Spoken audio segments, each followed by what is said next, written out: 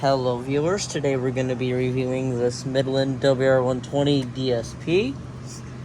Let's get into it, y'all. On the front of the radio, you got your menu, select, left, up, down, right, volume up, volume down, and weather snooze. On the right side of the radio, you got your weather radio on off. On the back of the radio, you got your two flaps, your battery door, which holds your 3 AA batteries. You got your radio information. The left side of the radio, you got nothing. The back of the radio, you got your external antenna, cloning port. Time to clone this radio and sell these on eBay for profit. Yeah, I'm gonna have a fuck ton of DSPs and then I'm gonna sell them for profits on eBay. You got your external alert. You got your power input. All right. That is the radio overview. The next feature we're going to get into is the button beeps and the siren test. And we're also going to activate this to show you the difference between the sirens, between the WR120 DSP and the WR120 Easy, because I do have a WR120 Easy right here, so yeah. Here are the invalid button beeps.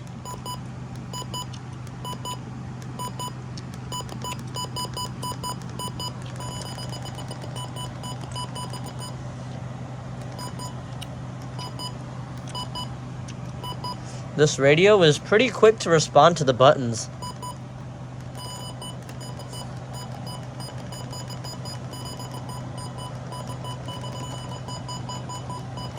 I swear you cannot do that on the Easy.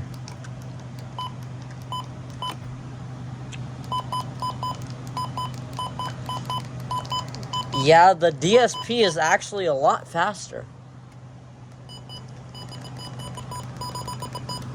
And now here are your valid button beeps.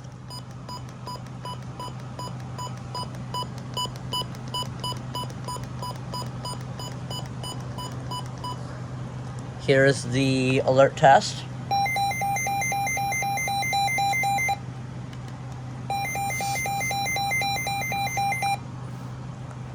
You'll notice that the siren on the DSP is slower than the Easy. The Easy has a faster siren. And the radio stops sounding after a couple seconds. That was about 5 to 7 seconds. Meanwhile, this will go off for a minute to a minute and a half, I think. And then it'll stop.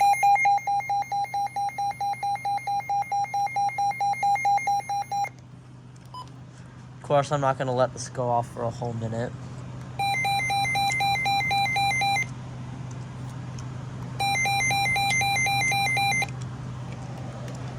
Alright, now I'm going to go grab my FM transmitter. Actually, I should probably set my radios in the bedroom back to channel 4, because some of these were actually on channel 1. So let's go ahead and do that. So I do not want these to go off when I'm trying to activate my radios. Northeast.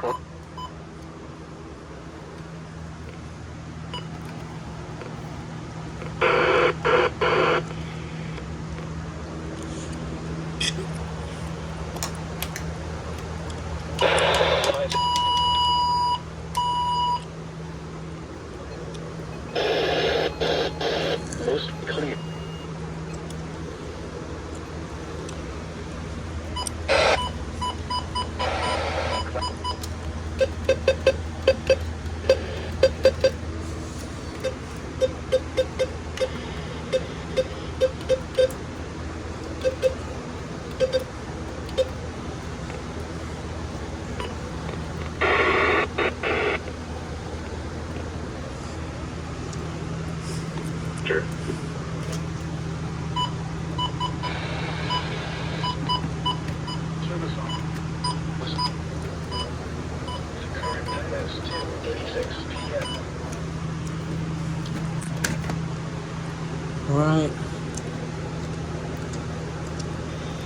So it's you on channel 4.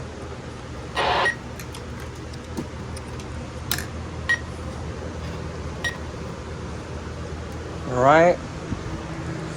Now let's go get my handy dandy notebook. Blue's Clues reference. And soon it's gonna be mail time because I got another radio coming. I'm not telling y'all what it is,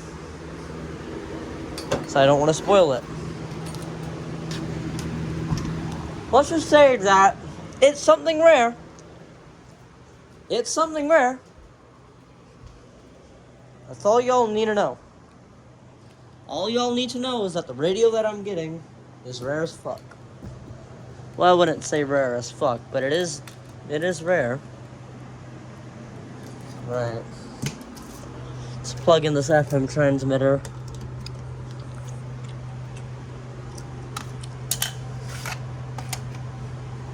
Melanie. Love you, Queen. Alright. Let's go ahead and go to YouTube. We're gonna show you the 3 sirens on the WR120 Easy first.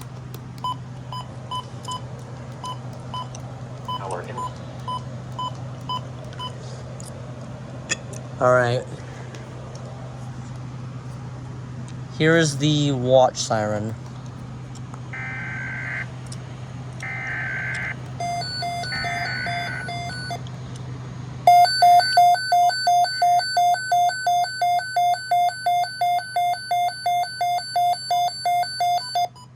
I'm gonna set this on channel 4.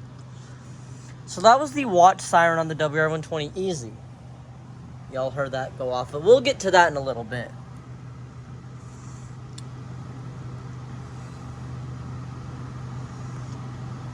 Here's the advisory siren on the WR120 Easy.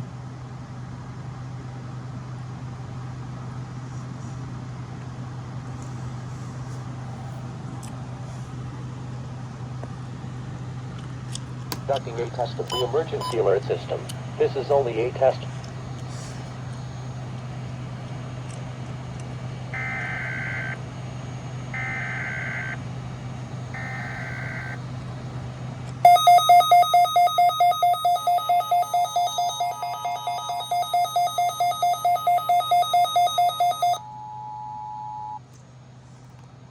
So that was the watch and advisory sirens on the WR120 Easy. Now, let's do the DSP. I'm gonna shut off this weather radio, because we do not want that to go off. For most people.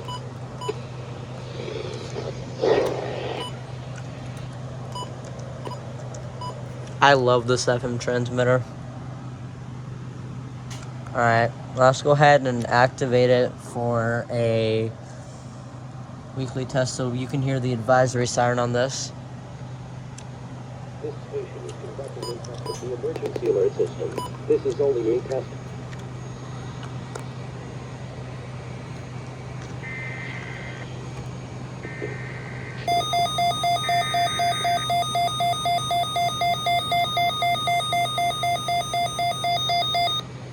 You'll know that this radio is actually a second header activator like the HH54. 519s can also be second header. They'll pretty much go off either at the first, second, or third header, depending on the reception. There are some 519s that go off at the third header, but usually they're first or second header, but they can pretty much go off at any of the headers.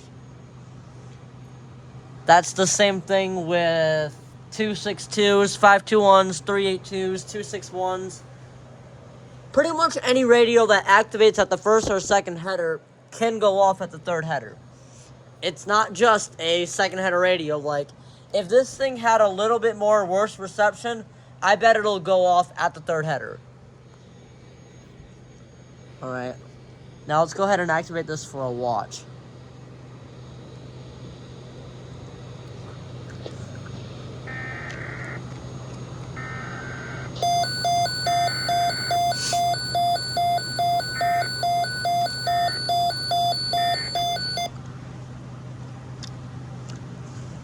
Now let's do the warning.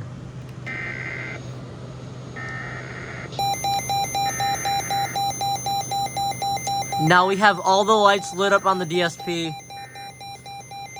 And that's the thing with this radio, like, if it receives a watch and a warning, it'll keep the watch light lit up. So, you can have this radio go off for a required weekly test, a severe thunderstorm watch, and a severe thunderstorm warning, and it'll still keep all of the lights lit up. Meanwhile, on the EZ, it'll just have the watch light lit up. Basically, it'll have the latest light on, you know what I'm saying? Like if this radio goes off for a severe thunderstorm warning, it'll show the warning light, but you can scroll and then it'll light the watch light up. That's he's fuck. So, yeah. Now, we're gonna discuss another feature, and that is the alert volume. This radio has the alert volume. So you can have this set on low, medium, or high volume. And if you hold one of the buttons, you can do this.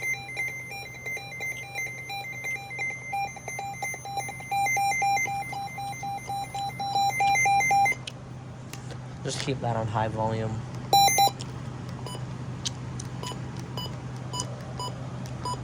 Another thing you'll know with this radio is that this radio does not have the option to disable button beeps.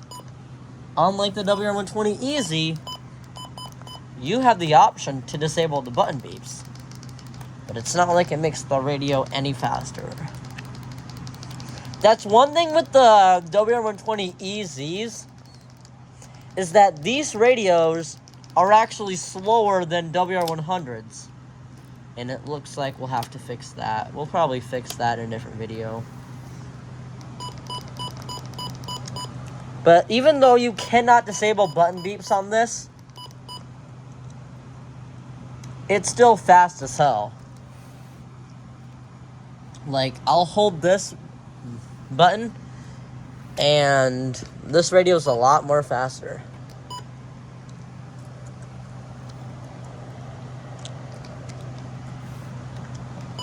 So yeah, the next feature we're going to get into is the event blocking. So, like all weather radios, or most weather radios, you have the option to disable and enable alerts you don't want. So, let's say you want to disable,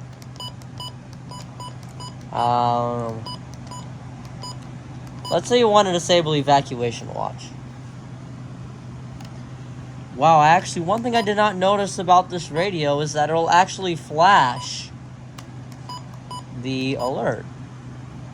It'll actually flash the lights. Meanwhile, on this radio,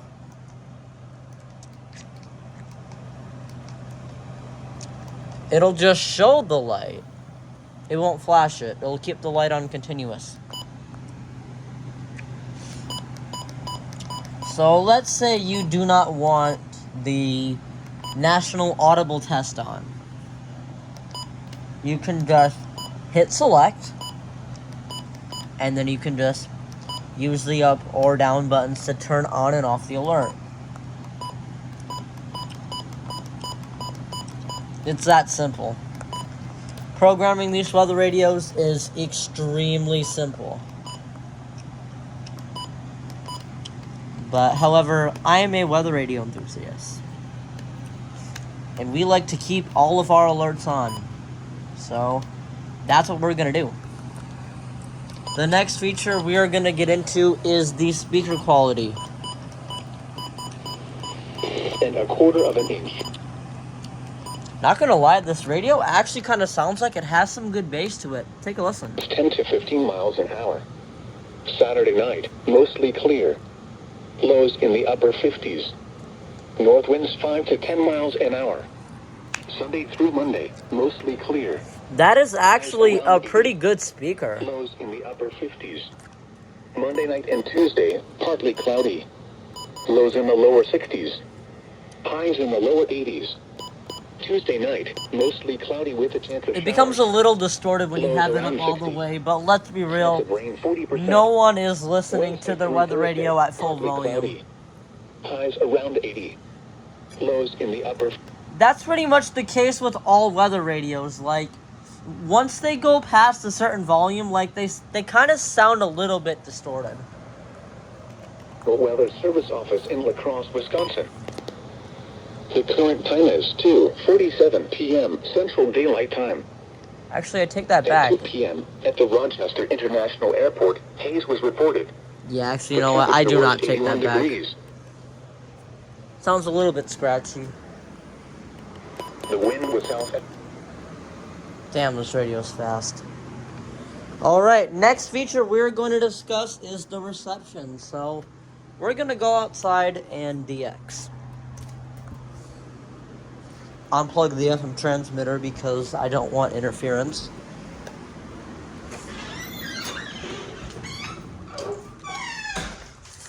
Hope y'all are enjoying the review so far. Is the antenna the same size as the EZ, or is it bigger?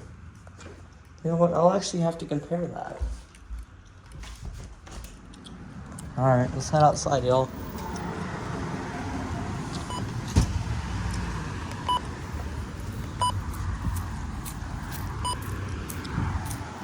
at 10 p.m. A chance of showers after 4 a.m. Of course, this radio is getting WXK41 because it's my local transmitter. It was 82 at Des Moines and 81 at Mason City. Once again at 2 p.m. in Red Wing, it was 88 degrees and the heat index was 88 under mostly sunny skies.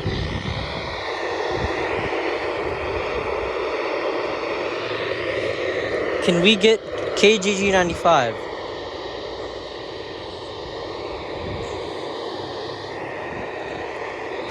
I hear a little bit. It is fucking hot, so I want to get this segment done quickly.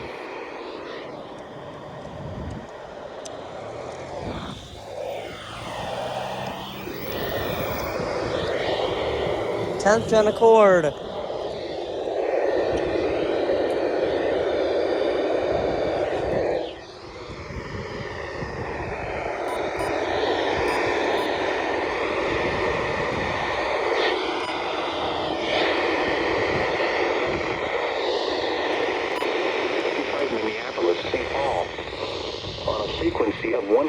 While I'm getting KEC 65 pretty clear.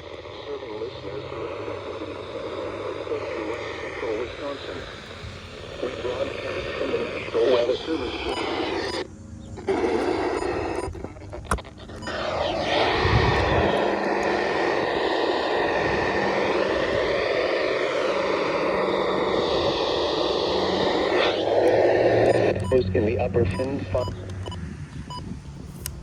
So, I've said this before, and I'll say this again. The reception of this radio will vary depending on the time of day, the distance from the transmitter, and the terrain. Because different weather conditions can impact this radio's reception. So, yeah.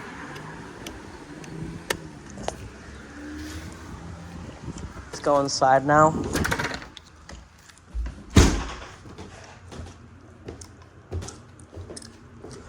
What else is there to talk about this radio?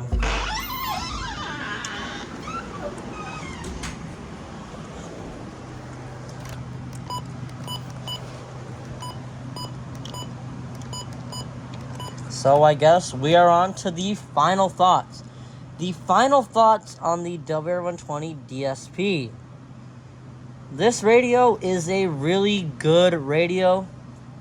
It came out this year, so it's pretty modern. It's really fast, and if you're looking for a weather radio to get for your personal use, or if you're trying to start your collection, I recommend starting your collection out with a WR120 because they're pretty common. You can find them pretty much at any store.